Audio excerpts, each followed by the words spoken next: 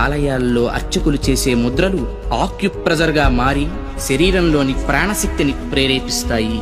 వీటి ద్వారా వీళ్ల కాన్సంట్రేషన్ హై లెవెల్కి చేరుతుంది. దీన్నే తంత్రం అంటారు. వాళ్ళు పలికే శబ్దాలు ఎలక్ట్రోమాగ్నెటిక్ వేవ్స్, విద్యుదయస్కాంత శక్తి తరంగాలుగా మారతాయి. ఆ శబ్దాల అర్థాలు మైక్రోవేవ్స్, సూక్ష్మ భావ తరంగాలుగా పనిచేస్తాయి.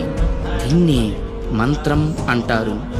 గుళ్ళు కట్టేటప్పుడు బంగారం, వెండి వంటి ఖనిజాలతో పాటు నవరత్నాలను భూమిలో నిక్షిప్తం చేస్తారు. ఇవి ఎర్త్ పిట్స్ గా పనిచేస్తూ శక్తిని ఆలయ ప్రాంగణమంతా వ్యాపింపచేస్తాయి. రాతి విగ్రహాల క్రింద, ధ్వజస్తంభాల క్రింద లోహపు రేకులతో తయారైన యంత్రాలుంచుతారు. గాలి గోపురాలపై, విమాన గోపురాలపై లోహ నిర్మిత కలశాలు అమర్చుతారు. ధ్వజస్తంభాలకు లోహపు తొడుగులు వేస్తారు. ఉత్సవ విగ్రహాలను పంచలోహాలతో తయారు చేస్తారు. లోహం శక్తికి వాహకంగా పనిచేస్తుంది. దీన్నే యంత్రం అంటారు. మంత్ర తంత్రాల ద్వారా ఉత్పత్తి చెందే శక్తికి ఈ యంత్రాలే రిసీవర్స్. ఇక హైడ్రాలిక్ పవర్ స్టేషన్స్ లో లాగా ఆలయాల్లో జరిగే అభిషేకాల్లో కూడా ఎత్తు మీద నుంచి స్వామి విగ్రహం మీద నీరు పడుతుంది. దానివల్ల పొటెన్షియల్ ఎనర్జీ కైనటిక్ ఎనర్జీగా మారుతుంది. ఇలా మంత్ర తంత్ర యంత్ర ప్రక్రియలతో విశ్వవ్యాప్తంగా ఉన్న ఇంటర్నల్ ఎనర్జీని రిసీవ్ చేసుకొని అందరికీ అందించే కాస్మిక్ పవర్ స్టేషన్స్ మన ఆలయాలు.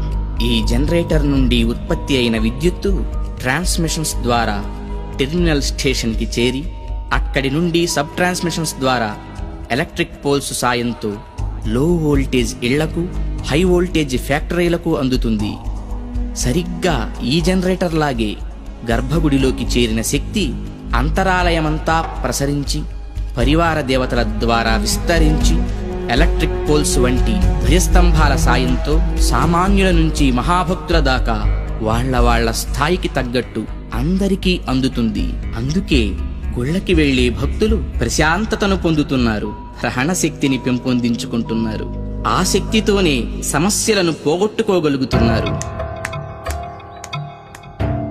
అంటే అర్చకులు ఎలక్ట్రీషియన్సా? యా. అంటే మీరు చదివింది సైన్సా? Common sense. అందుకే గుండె పని చేస్తున్నంత కాలం దేహం బాగుంటుంది, గుడి పని చేస్తున్నంత వరకు దేశం బాగుంటుంది. నవ్య చైతన్య జీవనానికి అంకురార్పణ, భవ్య సౌజన్య భావాల సంతర్పణ.